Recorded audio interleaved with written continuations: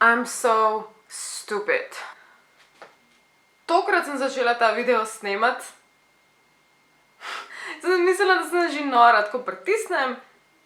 Gumb za snemanje, rdeča lučka začne utripati in jaz začnem blebetati, ker nekaj pogledam in ne snemam. In sem bila tako, stupid Alenka, pozabila si gumb stisniti. In potem naredim to še enkrat in še enkrat. In pa sem ugotovila, da mi napiše, da je full kartica in da v bistvu sem tokrat probala za brez veze, pa to nisem malo časa govorila, veliko časa sem govorila in zdaj, voila, sem končno pobrisala material, tako da pejmo že v ta video. Jaz sem totalno Halloween moodu, ful mi dober, jesensko se počutim, da se bolj ne mogla jesensko počutim. Zjutraj se zbujam, rabim svoje jesene kosmiče, noter nasujem cimet, ker ga obožujem in ker je zelo v elementu jeseni.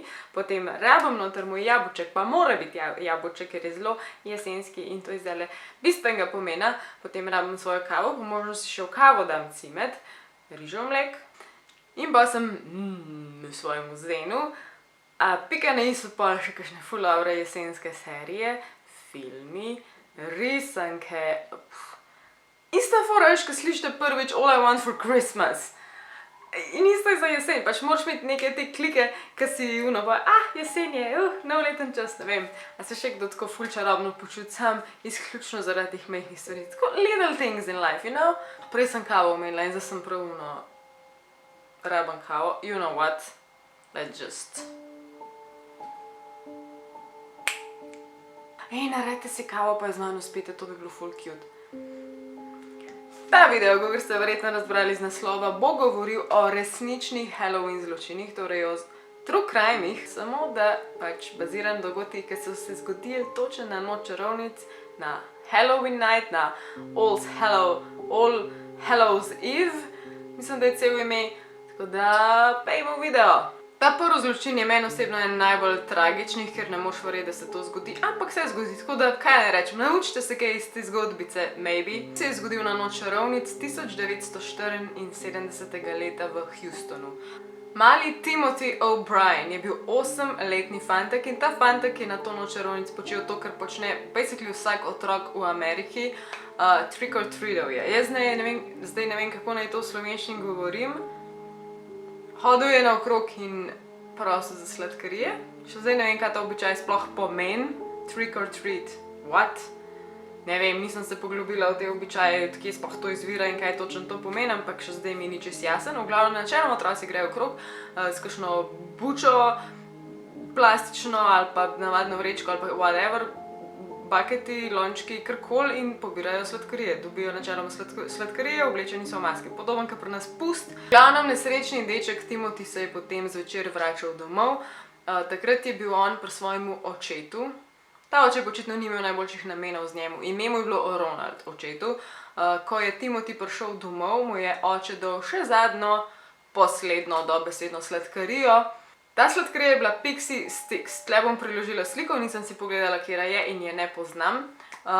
Očitno je bila dobra, ker Timothy jo je avtomatično v istem momentu pojedel, zaužil. Nisem obetala nič dobrega, namreč oče je to sladkarijo zastrupil, Timothy je začel v parih momentih na polno bruhati in odpeljan je bil v bolnišnico. Na poti v bolnišnico v rešilcu je pa že umrl. Skazalo se je, da je bil Ronald v dolgovih in ni najdel očitno druge poti, kakor da zastrup lastnega otroka in ga ubije. To je bilo jasno tudi na ta način, ker je prej naredil zavarovalno polico za sina, se pravi v primeru smrti, da dobi količino denarja in zelo očitno je to izvedel, ne vem. Šele čez 1 leto so ga tudi dokončno obsodili in obsodili so ga na lethal injection, torej na injekcijo, to je smrtna kazen. Tako da ja. Naslednji zločin, za katerega vam bom povedala, se je zgodil samo 5 let kasneje, očitno so bili v 70-ih kar aktivni, kar se tiče Halloween morjenja. Ta je pa še bolj na nek način scary, prav tak, sem hotela reči, lahko bi nastali filmi iz tega, so nastali filmi iz tega, mislim, da je celo več filmov na podlagi tega. V glavnem, 1979. Shirley Ledford je bila punca, ki je po Halloween partiju štopala svojo pot domov. Ne vem, zakaj bi kdor... A sem jaz izven fokusa? Ne vem, zakaj bi kdorkoli štopal, ampak po moje 79, ker to še ni bilo toliko scary predstavljeno, kot je danes. In ja, njej se to štopanje ni dobro končalo, ker sta ji ustavila ravno dva zelo glasna morilca tistega časa, tako oklicana toolbox killers. Toolbox je mišljeno v tem primeru orodje, tako orodje, ki ga ima tvoj oči verjetno doma v garaži in z njimi šraufa in montira in kaj jaz vem kaj.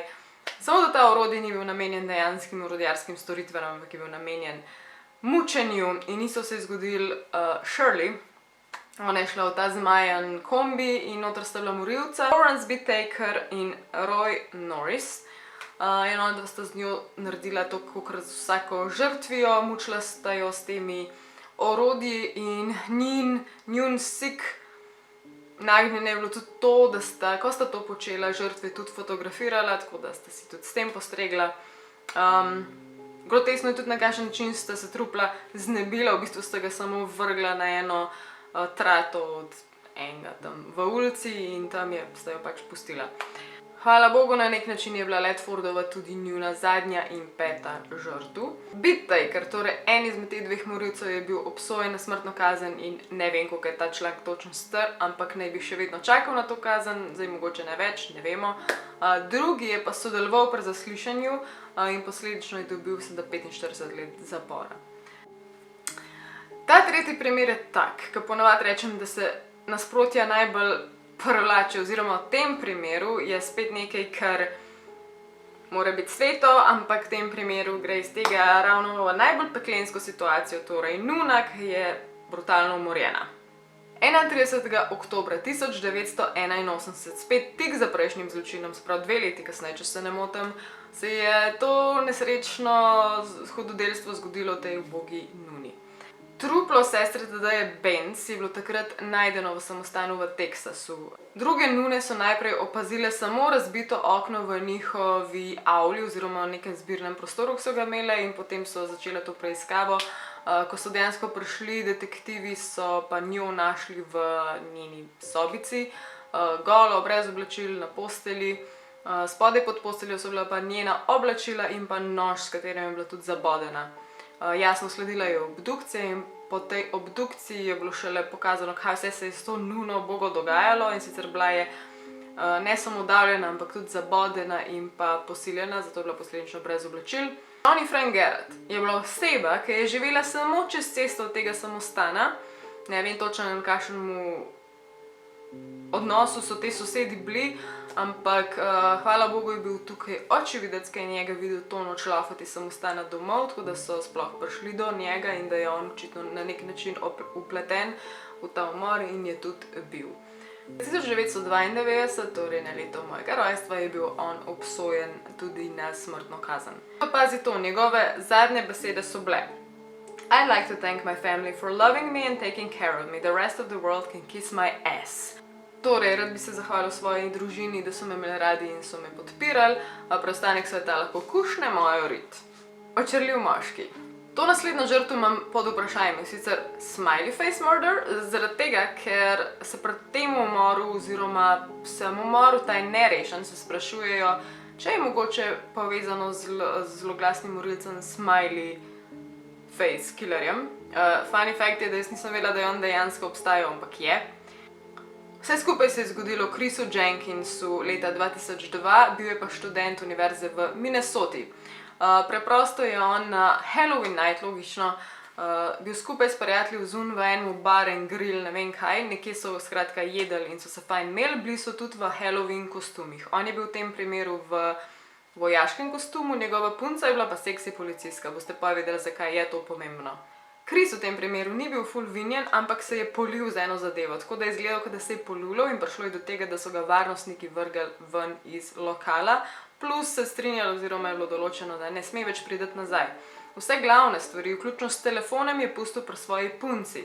Meni osebno je tle najbolj fascinantno, zakaj so njega ven vrgli in zakaj ona ni šla za njemu, ker tukaj v zadju je pa še ena druga zgodba, in sicer isti moški, ki je tej punci posodil kostum seksi policistke, ne vem, kako to gre, da je on imel kostum ženske, whatever, ampak te dva ne bi med sabo nekaj imela in ona dva sta se dogovorila, da tudi želita, da pač Chrisa ta dan to noč se znebita, in to jim je očitno uspelo, ker potem je ta drugi moški nju pelal domov. Jaz le prav veliko sklepala ne bom, lahko da je bil Chris mogoče slab fant, kaj pa veš, ne vemo, kaj je bilo, ampak skratka, očitno neuspešen odnos.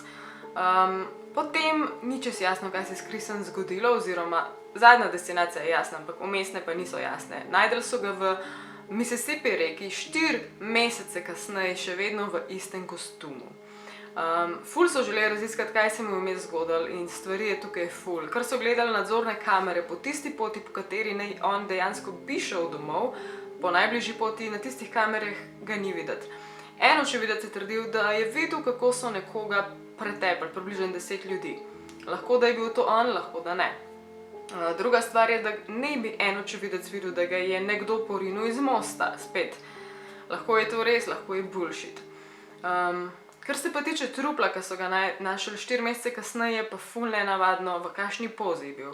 Baje tisti, ki naredijo samomor. V tem primeru so ga označili kot nekoga, ki je naredil samomor, zelo na hitro, ker ste jim valjda ni ljubili s tem primerom preveč ukvarjati. In je bil v čudni pozi. Baje ljudje, ki naredijo samomor, so v drugih pozah ali pa sploh, ker nekako brcajo in ruvajo in so še vedno živi, ki padajo v vodo v tem primeru. Ponovadi nimajo čevljev gor, oblačila niso lepo zažokana v druga oblačila, tako kot je bil v tem primeru. In je vse skupaj malo nenavadno, da ne govorimo o tem, da je imel on v levi roki šop las. In tega oni sploh niso šli identificirati, to so identificirali šele ful dolgo zatem in so ugotovili, da so dejansko njegovi lasje, tako da nenavadno. Potem je pa še ta stvar, da je imel ful črnic. Je pa možno, da je to dobil pri športu, ker ne vem točno, s katerim športom se je ukvarjal, ampak zelo pogosto je imel črnice, tako da to spet nič konkretno ne pomeni. Pa še zadnji problem je to, da je imel v krvi drogo, oziroma neko drogo, ki se jo da človeku, ki se ga želi posiliti.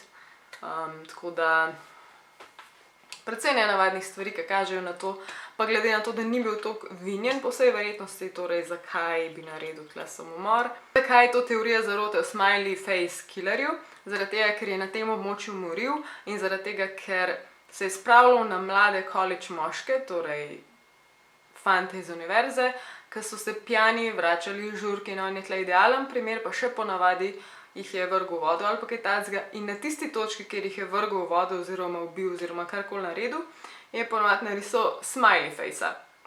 In to je to, kar se tiče tega videa. Ker sem na začetku ful blebetala, bom zdaj malo manj.